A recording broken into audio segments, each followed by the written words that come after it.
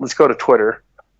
Your Twitter page. Because you tweeted some stuff that I would be embarrassed. If I tweeted this, I would really be embarrassed for myself. Shane, we were doing so good.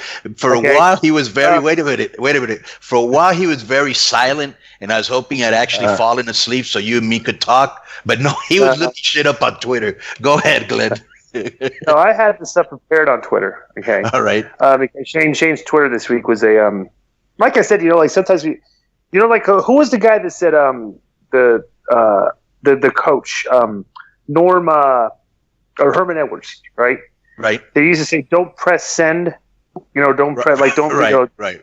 Okay, so Shane did that a lot this week. That I think he's regretting. Shane, you tweeted this one day ago. This is very embarrassing. Okay, I would never tweet something like this. Okay. Thank you, Fairfax, Virginia. Getting the quote, "You still got it," unquote, and quote, "This is wrestling," unquote, chants from a Ring of Honor crowd is a definite win. Hero versus villain. At Marty Skrull. Hashtag current legend. Hashtag I know a guy. Shane, you tweeted that. Let me ask you a question. So you're wrestling now for the "You still got it" and "This is wrestling" chants? No, I didn't wrestle for it, but if I get it, it's cool to have. I know why you would never tweet that, because no fans would ever chant that to you. So that's probably why you would never tweet that. That's I don't want these sissy chants from the crowd like that. You still got it. This is wrestling. Did you get? It's easy not to want things you're never going to get. Did you get a "This is awesome" chant too? Yeah, I think it started it when I did the avalanche neck breaker off the top, which about broke my damn back. But that's great. So it was awesome wrestling in front of a crowd like that. That just basically does all the chants and the cheerleading and stuff. And everything. So that's what your career. That's what you're doing right now is basically wrestling for those fans. I don't know. I mean, he's just saying like how he would never work for those chants, but knowing full damn well he would never get them anyway. So that's tremendous. Well, I don't want to get into this discussion. I don't want to get into the discussion. We got in last week again, okay, because we're repeating ourselves. But I played a clip from 2016 of Donald Trump, okay, and then we had discussion about it, a little bit of an argument. Somebody tweeted about that moment on the show, and it's the Wet Island, that guy that kind of like he's been a very vocal Twitter follower of all of us. I think he's written the show before too. So this is response to our discussion on the show. Take your effing petty emotions out of your arguments at Shane Helmscom and at Conan 5150. At The Real Disco plays you a clip that shits on your narrative, and both of you get sand in your pussies. On top of that, provide no examples to the contrary. Now, Shane responded to that, and I thought it was a very disrespectful response. Okay? As opposed to what he just said. That's tremendous, right? So, well, the guy was just commenting on what he thought about the. Well, what did you say to him? What did you say to him? No, here's what Shane said. So Shane quoted the tweet and said, "It's so cute when half-pint hobbits try to talk tough on Twitter. You'd be adorable if your face didn't look like a blown-out asshole." Hashtag who hurt you. Shane, that is a very disrespectful thing to tweet at somebody. Why were you so mean-spirited in that tweet? I reply, I treat people how they treat me. You come at me, I come back.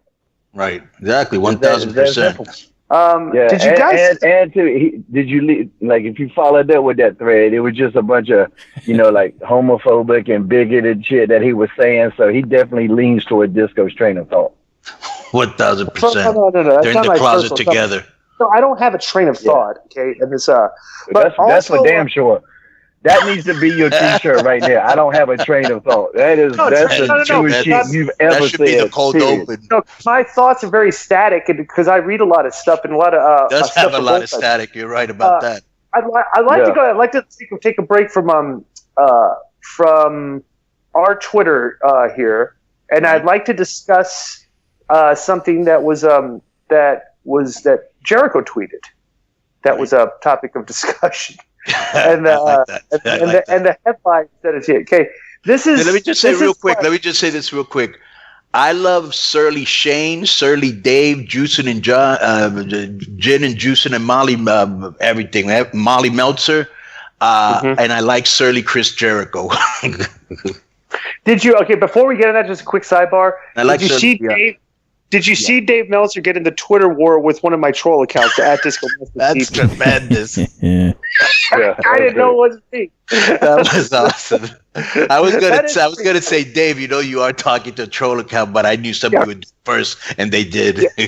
Right? Yeah, somebody smartened him up. I wish it would have never smartened him up. It would have got a lot longer. Yeah.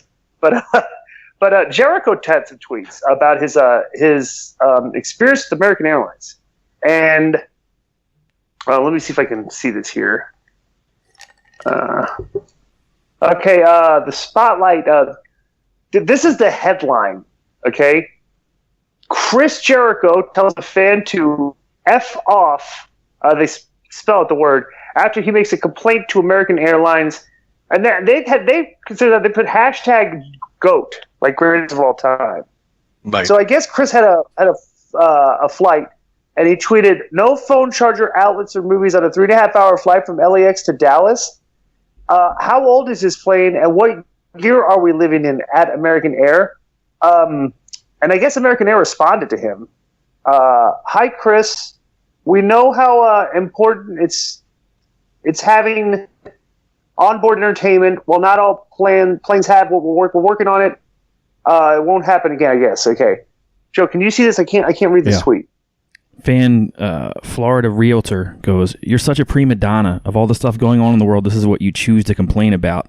A lot of flights under 4 hours don't have movies and phone charger outlets. If those things are so important to you, you should start chartering your own plane, Big Pimp." And Chris Jericho responds, "Thanks for your opinion. Now here's mine. Fuck off. Hashtag blocked." Right, because that's the same thing Wet Island did with Shane. He came at him like a dickhead, and he got buried. And that's what I always do. Look, I think this is funny. It says Kevin Nash responds to him, "At American Airline blows a notch above discount airlines. I try to only fly Delta," right? So this one guy goes, "It's all about JetBlue, Big Sexy." And he goes, "No first class, and the extended rows are still unbearable. Fuck first class is unbearable on most planes," which is misspelled twice. "The electronic equipment hangs under the seat, leaving nowhere for the size 16 feet. Now, there was one that I thought was funny, Disco, when the guy was going at it with Meltzer. Mm-hmm. There's a point where Meltzer goes, "Are you talking about me or Eric?" And the guy goes, "You jag off." Right, yeah. Bro, then Eric got mad. And threw shade. I mean, Dave got mad and threw shade at me. Right. Because he thought it was me. Can you read that? It was funny, but that's how those troll accounts, man, could get you in trouble sometimes. Yeah, right. Let me say this, and this is one thing I will say, is that the Eric Bischoff, Dave Meltzer feud is pretty entertaining and pretty vicious on Twitter. There's a lot of heat there, if you notice that, okay? Also, I do think that is you have to admit, that's not a good look for Dave. If he's supposed to be like the number one wrestling journalist, which he is, I don't think anybody's going to argue that. But don't you think he should know the wrestlers' actual real Twitter accounts? Well, you think he's a better journalist than Gregory Helms, Ace Reporter? Oh no, that's a whole nother level shit. We're talking about normal shit. Weren't you supposed to work on something this week? Well, let me go to our little text thread here. You were supposed to get some information for us on something. Wasn't there a controversy? We were trying to find out what happened this week. Yeah, I remember something, but I don't know what I did. Now, Shane, I was thinking of that Joe Jackson story, right? Nakamura getting bit by the dog. Oh, right. Oh yeah, that's right. Did you find anything about that? Did you get an eyewitness account or anything? It was an explosion. One of those explosion dogs that smells like the explosion things. Right. Right. Because Nakamura uses a power bomb. All right. You know what? Oh, that's hard. That's hard. That was absolutely hard. That's awesome. That's absolutely hard. The fucking dog bit him. I don't know. I know, when they put the report up, they said the dog accidentally bit him. And like that's what I tweeted about, like accident. Dogs don't accidentally fucking bite people. That's my point. Did he antagonize the dog? Did he try to did he do bro? Because those dogs at the airport go up and down they don't bite anybody. They're just smelling the bombs and stuff. That's like an old school. That's like an old school grizzled dog, like a wrestling veteran. Fuck them Japanese guys, Pearl Harbor, USA. Okay,